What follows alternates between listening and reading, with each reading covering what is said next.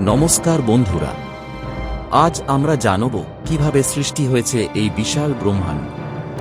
বিজ্ঞান বলছে এক কথা, আর আমাদের প্রাচীন পুরাণ বলছে আরেক কথা। চলুন এই দুই দৃষ্টিভঙ্গি থেকে মহাবিশ্বের সৃষ্টি রহস্য উন্মোচন করি। বৈজ্ঞানিক দৃষ্টিভঙ্গি বিগ ব্যাং থিওরি প্রায় 13.8 বিলিয়ন বছর আগে একটি অসীম ঘন ও উত্তপ্ত বিন্দুতে সিঙ্গুলারিটি হঠাৎ এক বিশাল বিস্ফোরণ ঘটে, যাকে বলা হয় বিগ ব্যাং।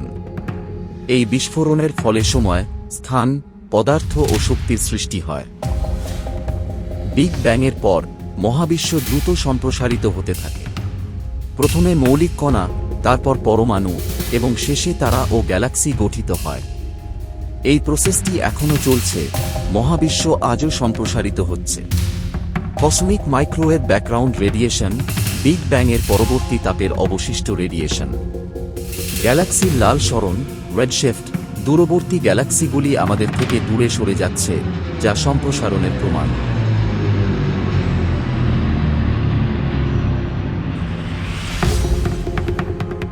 পুরাণের দৃষ্টিভঙ্গি হিন্দু দর্শন হিন্দু পুরাণ অনুযায়ী মহাবিশ্বের সৃষ্টি, সংরক্ষণ ও বিনাশের তিনটি প্রধান শক্তি হলেন ব্রহ্মা সৃষ্টি, বিষ্ণু সংরক্ষণ ও শিব বিনাশ।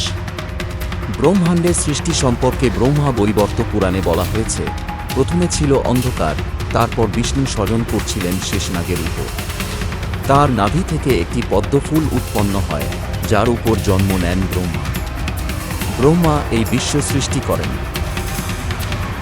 মহাবিশ্ব চক্রাকারে সৃষ্টি ও বিনাশের মধ্য দিয়ে যায়, যাকে বলা হয় সৃষ্টিচক্র।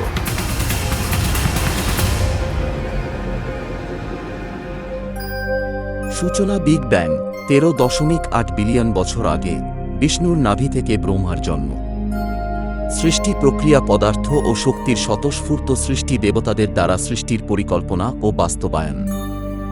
এই তুলনা থেকে দেখা যায়, যদিও দুটি দৃষ্টিভঙ্গি ভিন্ন, তবুও উভয়েই মহাবিশ্বের সূচনা ও বিকাশের ব্যাখ্যা প্রদান করে।